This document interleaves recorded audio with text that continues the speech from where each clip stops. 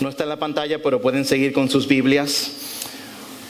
Juan 20, del 1 al 18, un sermón que hemos titulado Esperanza y promesa más allá de la tumba vacía. Dice así la palabra del Señor. El primer día de la semana, María Magdalena fue temprano al sepulcro, cuando todavía estaba oscuro, y vio que la piedra ya había sido quitada del sepulcro. Entonces corrió y fue donde estaba Simón Pedro y el otro discípulo a quien Jesús amaba, y les dijo: se han llevado al Señor del sepulcro y no sabemos dónde lo han puesto. Versículo 3. Salieron pues Pedro y el otro discípulo y fueron hacia el sepulcro. Los dos corrían juntos, pero el otro discípulo corrió más aprisa que Pedro y llegó primero al sepulcro, e inclinándose para mirar adentro, vio las envolturas de lino puestas allí, pero no entró. Versículo 6. Entonces llegó también Simón Pedro tras él, entró al sepulcro y vio las envolturas de lino puestas allí, y el sudario que había estado sobre la cabeza de Jesús, no puesto con las envolturas de lino, sino enrollado en un lugar aparte. Versículo 8. También entró Pedro y el discípulo que había llegado primero al sepulcro, y vio y creyó, porque todavía no habían entendido la escritura de que Jesús debía resucitar de entre los muertos. Oremos. Padre, gracias por tener tanta misericordia sobre nosotros, regalándonos a un rey indescriptible, como nos recordaba nuestra hermana. Regalándonos a un rey cuya tumba hoy está vacía y cuyos corazones, a los cuales nosotros nos hemos entregado a ti, Señor, están llenos de Él, llenos de su presencia, llenos de su compañía, llenos de su gracia. Padre, acompáñanos en esta mañana al estudiar estos pasajes que nos recuerdan la hermosura de la resurrección y el impacto que deben tener en nuestras vidas. En el nombre de Jesús. Amén. Mis hermanos, hoy celebramos la resurrección de nuestro Señor Jesucristo de entre los muertos. Y la resurrección es el evento en la historia de la vida cristiana que cementa la fe de nuestras vidas. La tumba vacía no solamente anuncia la victoria sobre la muerte, sino que confirma que todo lo que Dios dijo en su palabra realmente así era verdad. La resurrección es tan importante que el mismo apóstol Pablo en 1 Corintios capítulo 15 versículo 14 dice lo siguiente: si Cristo no ha resucitado, vana es nuestra predicación y vana también vuestra fe. Y eso lo veremos más adelante en la serie de 1 Corintios que estamos compartiendo, de la cual hemos tomado un receso breve. Sin la resurrección, nuestra fe se reduce a una teoría o a una simple filosofía, sin poder alguno de transformar nuestras vidas. Pero porque Cristo resucitó de entre los muertos, nosotros tenemos la certeza, la seguridad de que nuestras vidas han sido transformadas, continuarán siendo transformadas a través de nuestro caminar cristiano, con el objetivo y el propósito de que todo lo que hagamos, todo lo que vivamos, todo lo que somos, literalmente vive, muere en la verdad de la resurrección. La resurrección es importante para el creyente. Es tan importante que debemos recordarnos muchas veces el incluir la resurrección cuando compartimos el evangelio con personas. Han notado que muchas veces nos enfocamos en la vida perfecta, en la muerte horrible, vicaria de Cristo Jesús por nuestros pecados, pero muchas veces no por querer evadir la resurrección, sino que nuestro enfoque muchas veces es en la obra de Cristo, y a veces saltamos el aspecto importante de la resurrección. Interesante, como dice N.T. Wright aquí en su libro Sorprendidos por la Esperanza, el mensaje de la cruz es que el nuevo mundo de Dios ha sido revelado en Jesucristo y que ahora estás invitado a pertenecer a Él. En la resurrección, mis hermanos, Dios nos está invitando a nosotros a que seamos parte de la obra que Él está haciendo transformadora en este mundo. Tim Keller lo pone de esta manera: si Jesús resucitó de entre los muertos, entonces tienes que aceptar todo lo que dijo. Si no resucitó de entre los muertos, entonces, ¿por qué preocuparse por nada de lo que dijo? La pregunta sobre la que depende todo es si te gustan o no sus enseñanzas, si no, si resucitó o no. La realidad es, mis hermanos, que la resurrección es vital, es el ancla que afinca, que nos afirma en las verdades y en la realidad de que servimos a un Dios vivo, que no está muerto, cuya tumba hoy día está vacía. Y si resumimos entonces, si usted sale de aquí diciendo que de qué se habló en la mañana de hoy, bueno, se habló de la resurrección, pero quisiera resumir las verdades de Juan capítulo 20 de esta manera: porque Cristo ha resucitado, la tumba vacía nos llena de esperanza y propósito. Porque Cristo resucitó, la tumba vacía, de la cual vamos a hablar, nos llena de mucha esperanza, pero también nos da un propósito en nuestras vidas. Y yo quisiera, mis hermanos, que como iglesia nosotros nos enfoquemos en 3 verdades sobre el impacto de la resurrección en nuestras vidas, que yo creo que deben impactarnos nosotros regularmente. 3 verdades del impacto de la resurrección que nos recuerdan que la resurrección todavía se vive más allá de la tumba vacía. Y la primera verdad es esta: la resurrección nos recuerda que Cristo nos ama personalmente. La resurrección nos recuerda que Cristo nos ama personalmente. Miren conmigo el texto que estamos estudiando. Si ustedes ven los versículos del 1, versículos del 11 al 16, lo que ha sucedido es lo siguiente.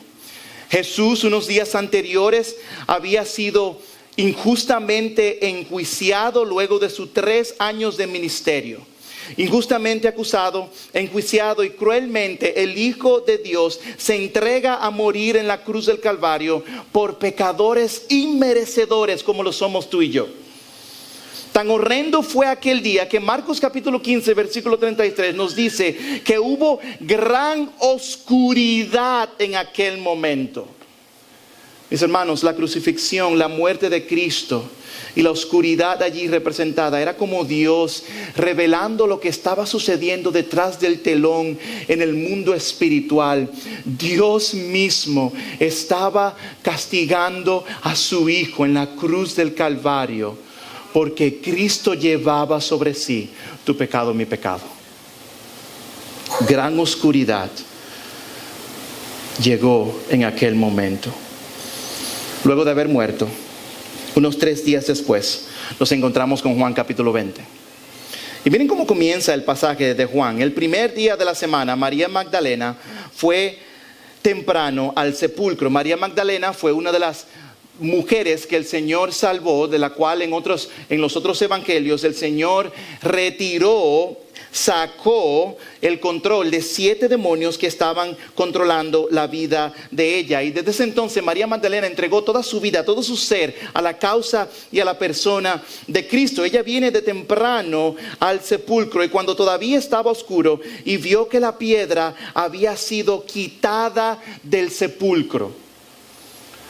María mentalmente no está conectando los puntos. María mentalmente está tratando de entender qué es lo que está sucediendo.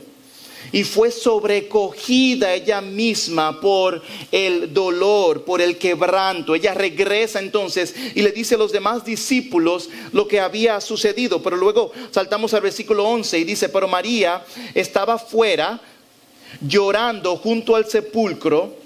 Y mientras lloraba, mire el énfasis que hace el autor, se inclinó y miró dentro del sepulcro y vio 2 ángeles vestidos de blanco sentados donde había estado el cuerpo de Jesús, uno en la cabecera y el otro en los pies. Mujer, versículo 13, ¿por qué lloras?, le preguntaron. Porque se han llevado el cuerpo a mi Señor y no sé a dónde lo han puesto, les contestó ella.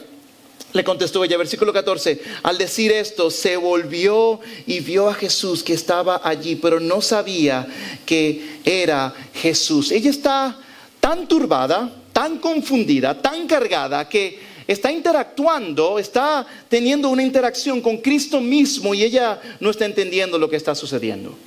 Versículo 15, mujer, ¿por qué lloras?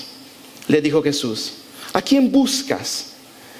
Ella, pensando que era el que cuidaba el huerto, le dijo, Señor, si usted lo ha llevado, dígame dónde lo ha puesto y yo me lo llevaré. Y estas palabras son contundentes, mis hermanos. María, le dijo Jesús. Ella volviéndose, le dijo en hebreo, Raboni, que quiere decir maestro.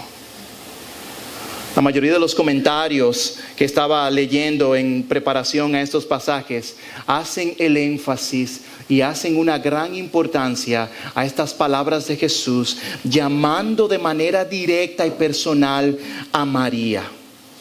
Mis hermanos, la resurrección nos recuerda que Cristo nos ama personalmente, individualmente. Ciertamente hay un aspecto colectivo del amor de Dios, el cual está utilizando y está trayendo a personas de toda lengua, tribu y nación, pero en la soberanía, en el control, en el poder, en la omnisciencia de Dios, Dios personalmente se dirige a ti y a mí en cualquier etapa de nuestras vidas.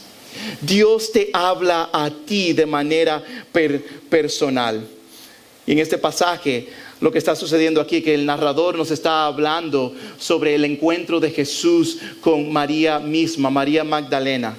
Ella, llena de dolor por la muerte de su Señor, se encontraba junto a aquella tumba vacía, aturdida, confundida.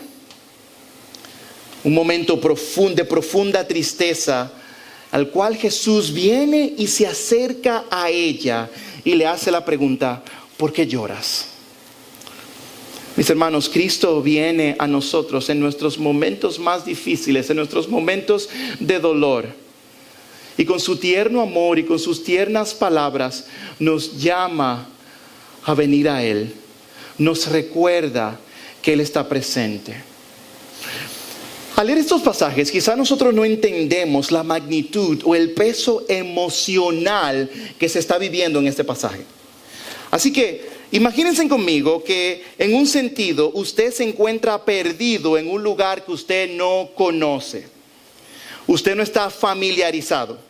Vamos a añadirle un sentimiento profundo de tristeza a lo que tú estás viviendo en ese momento, que termina desorientándote y no sabes qué hacer, no sabes con quién hablar, no sabes a dónde ir, no entiendes o sabes quién te está hablando en ese momento. Si somos honestos, este ejercicio no nos tomará mucho tiempo para conectarlo con una vivencia personal que quizás tú y yo hemos vivido, donde el dolor penetró tu corazón tan fuertemente que te sentías turbado, que no sabías a dónde ir, que no sabías qué hacer, que no sabías qué decir. Así se encuentra María. La familia de mi esposa, en un periodo de 10 años, perdieron a 5 seres queridos con un gen genérico en el cuerpo de la familia de mi esposa llamado distrofía muscular. Uno por uno comenzaron a partir a la presencia de Dios. 10 años, 5 muertes dolorosas. Quizás para ti sea un tiempo, un diagnóstico que has recibido. Quizás para ti sea un gen hereditario, quizás como el que está viviendo, como el que vivió la familia de mi esposa. Quizás para ti sea una crisis económica. Quizás para ti sea una relación quebrantada o quebrada en tu propia vida. Quizás sea un momento tumultuoso en el que te encuentras ahora mismo en tu trabajo y estás mirando a todos lados, te levantas todas las mañanas, estás viviendo el día a día y como María te habla hablan y no sabes quién te habla. Y como María te encuentras sobrecargado, sobrecargada, no sabes qué hacer. El dolor penetra tanto tus corazones que no contienes las lágrimas en las noches oscuras, de las cuales nadie sabes que te las has pasado llorando delante de tu Señor. Y es allí donde el Señor, al igual que a María, nos recuerda que Él nos ama personalmente y de que Él conoce nuestra necesidad. Y que al igual que María, Él le dice: Valentina, yo estoy contigo. Valentina, al igual que a ti, Él le dice: ven, Vickers, yo estoy aquí, ven. Sara Sánchez, yo estoy aquí. Manuel, en medio de la turbación, en medio del no saber qué hacer, en medio de no saber a dónde ir, Dios personalmente se acerca y nos llama por nuestro nombre. Oh, mi hermano, yo no sé qué tú estás viviendo, pero recuerda estas verdades que el Señor le dio incluso a Jeremías, aplicadas a nosotros también. Jeremías 31:3. Desde lejos el Señor se le apareció y le dijo: con amor eterno te he amado, por eso te he sacado con misericordia. En primera de Juan capítulo 4 versículo 10, en esto consiste el amor, no en que nosotros hayamos amado a Dios, sino que Él nos amó a nosotros y envió a su Hijo como propiciación por nuestros pecados. Dios, la resurrección de Cristo y el llamado de Dios, María en ese momento nos recuerda que Dios nos ama con un amor personal, directo, personal, y todo esto gracias a la resurrección de Cristo de entre los muertos. Este pasaje, mis hermanos, si ustedes lo estudian más detenidamente, nos habla del amor personal de Dios. Me gusta como John Stott lo pone. Él dice: el amor de Dios no es una abstracción, es un amor personal dirigido a cada individuo, conocido por su nombre y amado por lo que es. Amado por lo que es. Ese es un amor, mis hermanos, que no solamente es personal, sino que es un amor restaurador. Noten que Jesús le habla con amor, le hace una pregunta interesante: ¿por qué lloras? Jesús está interesado en el problema, en la carga, en la necesidad que María tiene en ese momento. No hay nadie, no hay mejor amigo, no hay mejor redentor, no hay mejor salvador que las preguntas, que el cuidado, que el amor de nuestro Señor y Salvador Jesucristo. Es como si Cristo le estuviera diciendo: María, yo dejé la tumba vacía para asegurarte que tu corazón no esté vacío. Oh María, yo dejé la tumba vacía para asegurarte de que tu corazón no estuviera vacío. Oh mis hermanos, la resurrección nos recuerda que Dios nos ama personalmente. Esto tiene mucha implicación y mucha importancia. Porque vivimos en tiempos en donde nosotros mismos muchas veces estamos buscando el amor y la aprobación de los hombres. Bienvenido al club. Continuamente lo que hacemos es con la interrogante de qué van a pensar las personas. ¿Cómo me van a ver? ¿Cómo van a percibirme? ¿Cómo van a entenderme? ¿Cómo van a hablar sobre mí? Y lo que Cristo hace en la resurrección es que Él dice... Él le habla directamente a María, le da valor a la vida, a la necesidad y a la persona de María, queriendo decir, en otras palabras, no hay nada que tú tienes que hacer para venir a acercarte a mí. Ya yo lo hice 3 días atrás, ya morí en la cruz del Calvario.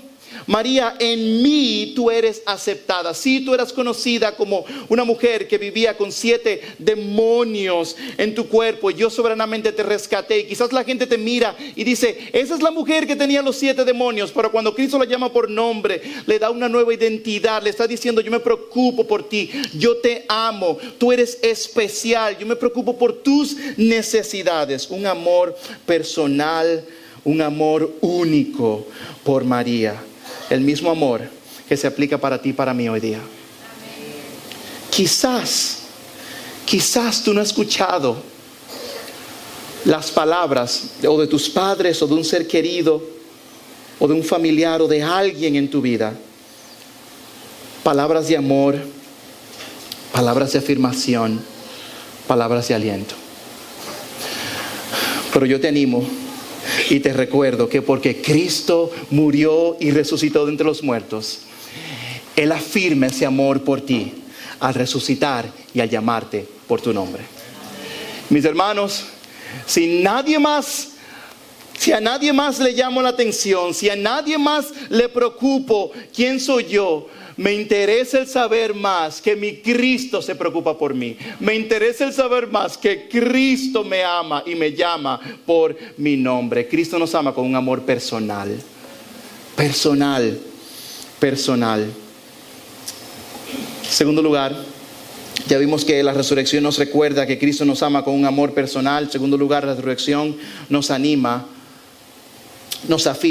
que Dios cumple sus promesas. Nos afirma que Dios cumple sus promesas. El versículo que vamos a ver aquí, estos versículos aquí es interesante. El versículo 9, miren conmigo, porque todavía no habían entendido la escritura de que Jesús debía resucitar de entre los muertos. Y lo que sucedió es esto: María regresa primero a la tumba, al sepulcro, y Pedro como que no corrió tan fuerte. Pedro no corrió tan rápido. Quizás algunos dicen, bueno, quizás Pedro era, históricamente se sabe que Juan era más joven, así que él podía correr más rápido.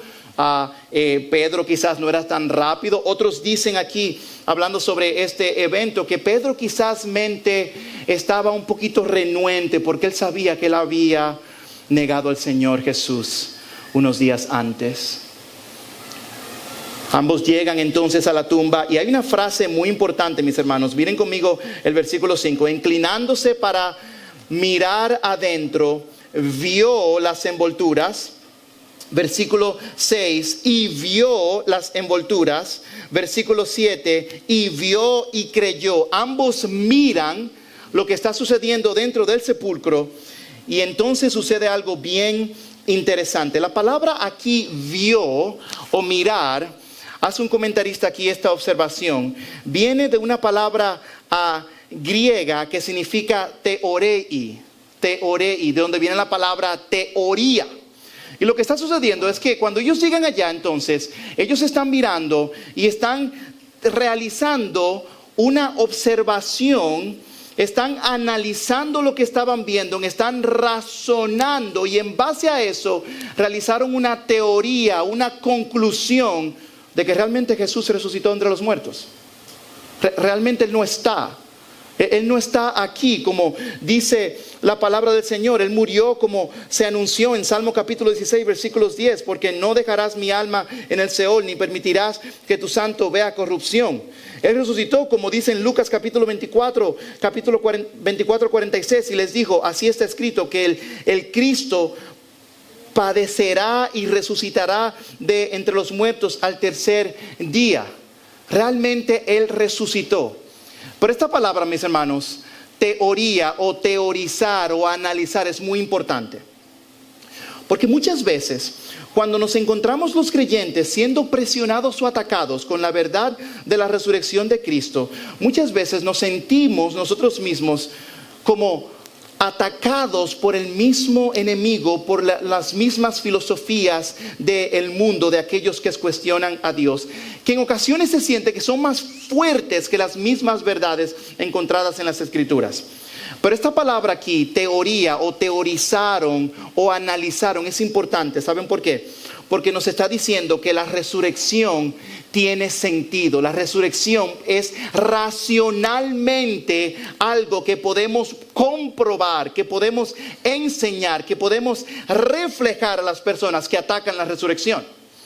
La resurrección nos dice que todo lo que Cristo dijo acerca de morir y resucitar entre los muertos es verdad. Su palabra es confiable. Yo puedo confiar en las palabras de Cristo, en las palabras de la resurrección, porque así fueron. Y hay tres maneras que el mundo hoy día ataca normalmente la resurrección. La primera es, ellos dicen, bueno, el cuerpo fue robado por sus discípulos. Eso fue lo que pasó. Los discípulos vinieron y robaron el cuerpo. Es interesante que en este momento encontramos en los eventos de Lucas y de Marcos que habían dos guardias, había una guardia allí, habían sellado la piedra. En otros pasajes vemos que los discípulos estaban escondidos por temor a los romanos y a los judíos. Así que no tiene sentido que los discípulos hayan venido a llevarse el cuerpo de Cristo. Una observación que se hace también allí es que el tocar un cuerpo inmundo luego de haber estado en la tumba era algo incluso prohibido en aquel entonces por la misma ley judía. Otros dicen que realmente él no murió, sino que quedó inconsciente y luego retomó el sentido. Y normalmente los musulmanes tienden a tener este punto de vista equívoco sobre la resurrección de Cristo. Bueno, históricamente sabemos que Jesús en Juan capítulo 19 dice expiró. En otras palabras, dio su último aliento y falleció. Se fue traspasado por una lanza como una manera entonces ya de terminar con su vida. Así que Cristo realmente sí murió, Él no se desmayó, Él no quedó inconsciente y luego retomó el sentido. Entonces, ¿cuál es la tercera opción que nos queda? Realmente Jesús resucitó de entre los muertos, como dice la palabra de Dios. Y hay diferentes maneras de explicar esto. La consistencia de la historia en los evangelios de Mateo, Marcos, Lucas y Juan, se observa el testimonio de todos de ellos, en los cuales las mujeres fueron las que dieron el testimonio inicial acerca de la resurrección. Algunos de ustedes quizás saben que en el contexto romano, en una corte romana, el testimonio de las mujeres lamentablemente no tenía valor, no era válido. Así que si los discípulos están diciendo, vamos a inventarnos la resurrección, el decir, ok, ustedes, María, Magdalena y las mujeres, vayan ustedes e invéntense la historia de que Jesús resucitó. ¿Qué dirán los discípulos? Bueno, no nos van a creer. Es mentira, van a decir que no es real lo que está sucediendo. El apóstol Pablo relata en 1 Corintios capítulo 15 versículo 6, relata el testimonio de que fue visto por más de 500 personas en 1 Corintios 15, 6. Y esto es importante, los historiadores y escritores antiguos como Flavio, Josefo, Táctico, Plinio el joven, ofrecen testimonios independientes que confirman la existencia, la crucifixión y la resurrección de Jesús de entre los muertos. Así que, cuando nosotros comenzamos a recibir los ataques del mundo, la iglesia de Cristo puede teorizar, la iglesia de Cristo puede dar conclusiones definitivas, con firmeza, con gracia, con validez, de que Cristo resucitó de entre los muertos. Y la mayor de estas es que no hay ninguna religión sobre la faz de la tierra cuyo fundador, cuyo perfecto director, cuya perfecta vida, cuya perfecta y poderoso milagro y perfecta muerte pueda ser comprobada, que su cuerpo no se encuentra hoy en una tumba. Ninguna lo tiene. ¿Saben quién la tiene? La verdad de que Cristo resucitó de entre los muertos. La tumba está vacía. Ahora bien,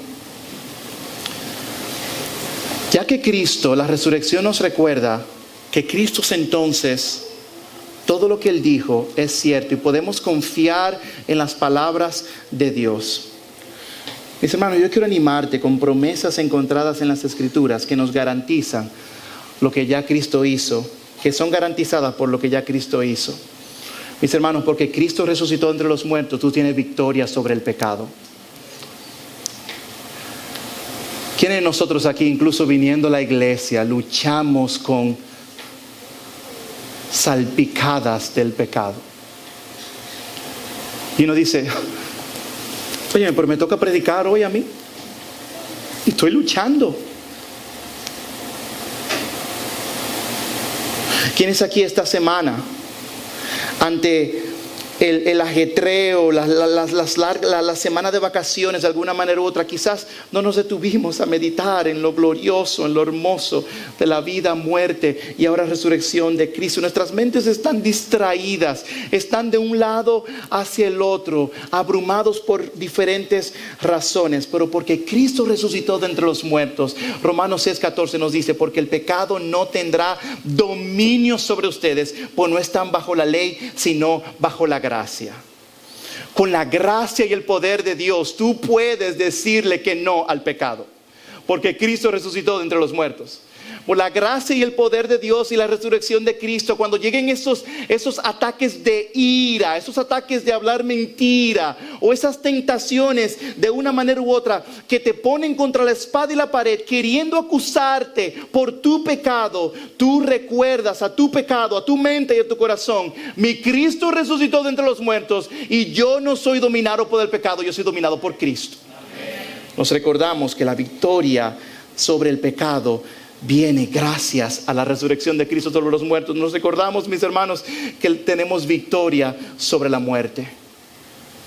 Tenemos victoria sobre la muerte. Oh, cuánto de nosotros hemos sufrido en los últimos meses, en los últimos años, la pérdida de un ser querido, y sentimos el peso, el dolor, la separación, el quebranto que viene como consecuencia de el horrendo castigo de la muerte por causa del pecado. Y Pablo reconoce esa realidad. Y por eso él anima a los corintios con esta verdad: ¿dónde está, oh muerte, tu victoria? Oh sepulcro, ¿dónde, oh sepulcro, tu aguijón? El aguijón de la muerte es el pecado y el poder del pecado es la ley, pero a Dios gracias que nos da la victoria por medio de nuestro Señor Jesucristo. Mis hermanos, hay una diferencia en el ser sobrecogido con un temor por la muerte y el de tener temor a la muerte natural. Yo no me quiero morir. Si yo salgo a correr o algo, yo me cuido, yo miro a los lados y no estoy buscando el necesariamente físicamente querer partir. Pero tenemos entre nosotros a familiares que están en situaciones críticas de salud. Y tú preguntas y cuestionas cuánto más van a estar con nosotros.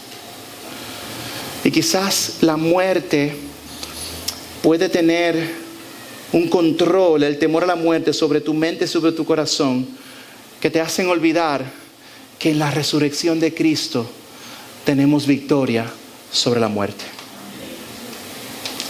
Mis hermanos, porque Cristo resucitó de entre los muertos, tú y yo tenemos prometida vida eterna. En Juan 11, 25 y 26, yo soy la resurrección y la vida. El que cree en mí, aunque muera, vivirá. Y todo el que vive y cree en mí no morirá jamás. ¿Crees esto? Mis hermanos, si tú has puesto tu fe en la vida, persona, muerte y resurrección de Cristo sobre los muertos, mis hermanos, tú tienes prometida una vida eterna. Si sigue cuidándote hoy día, si sigue comiendo saludable, si sigue haciendo ejercicio, si haz todo lo que tú puedas hacer para preservar tu salud y para extender tu vida lo más que puedas aquí dentro del propósito y plan de Dios. Pero recuerda, que sepa tu corazón que te espera una vida eterna delante de la presencia de tu Señor Redentor y Salvador.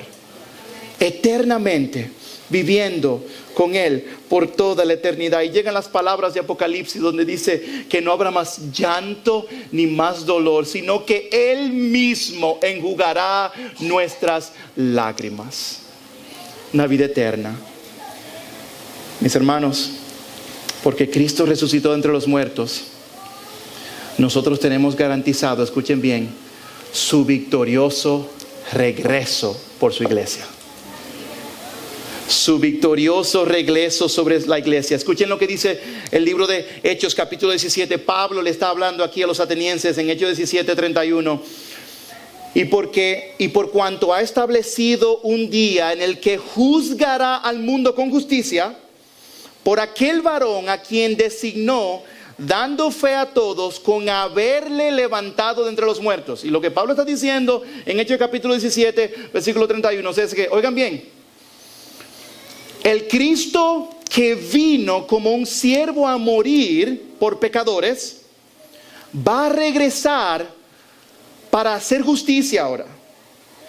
Ya no es un siervo manso que simplemente va a ser crucificado en un madero, sino que regresará con poder y con autoridad a castigar la injusticia, la maldad y el pecado que existe en el mundo, destruyendo todo y recreando todo para la gloria de su nombre.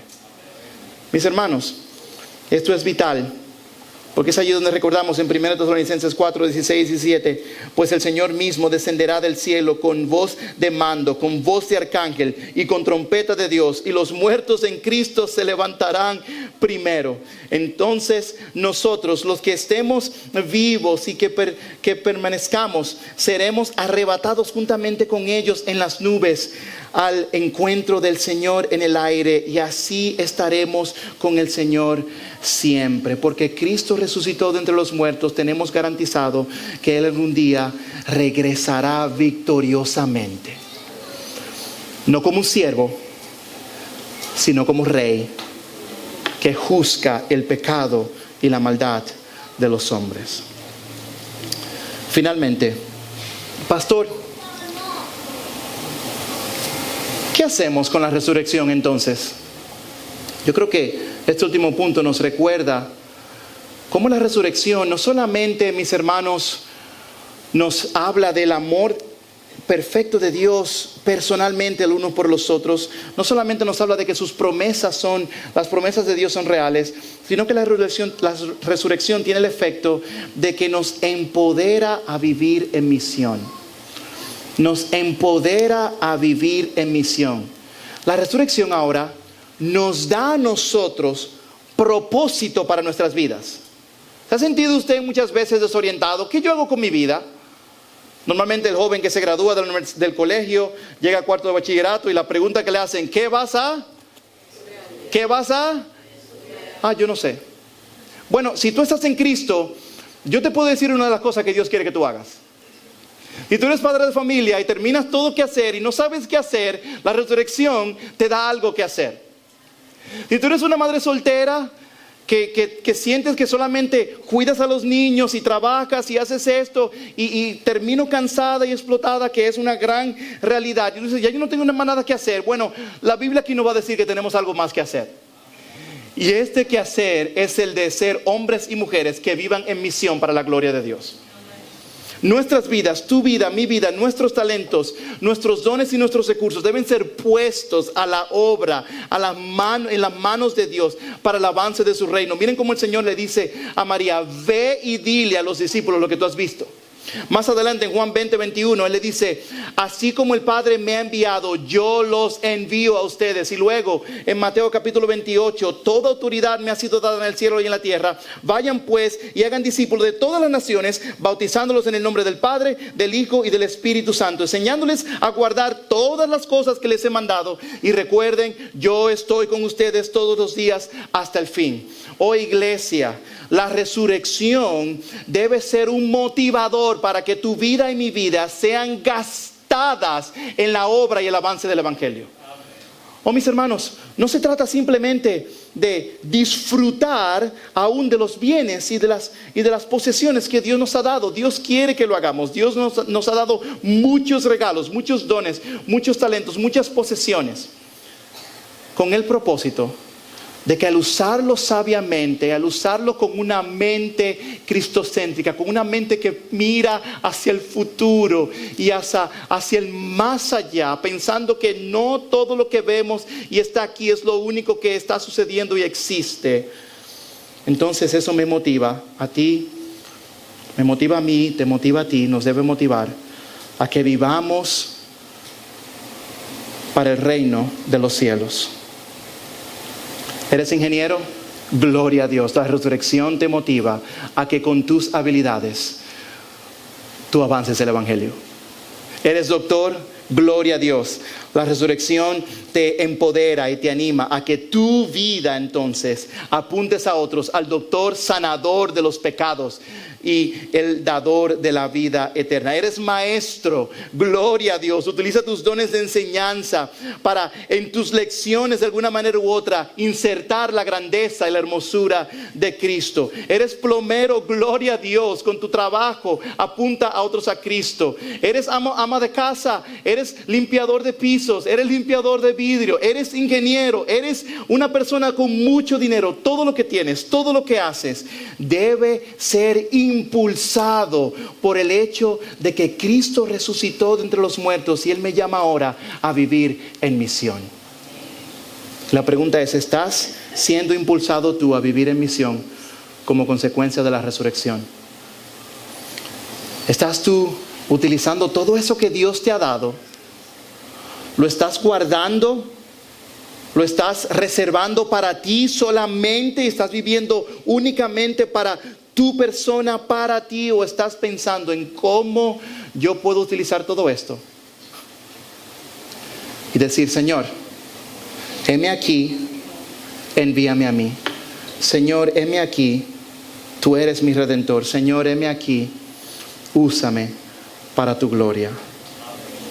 Mis hermanos, 3 verdades que nos animan y nos recuerdan lo hermoso, lo especial de la resurrección de Cristo. Señor, te necesitamos. Gracias, porque la muerte no tuvo la última palabra en la cruz del Calvario. Gracias porque, como dice Colosenses, Señor, tú aplastaste a la muerte y a los principados y a las potestades.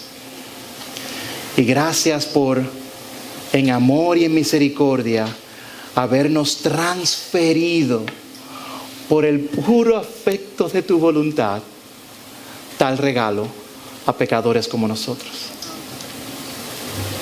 Oh Cristo, tú que tienes poder para llamarnos por nombre a cada uno de nosotros. Si hay alguno aquí que está resistiendo el llamado y está resistiendo la verdad de la resurrección, yo te pido, Señor, que su corazón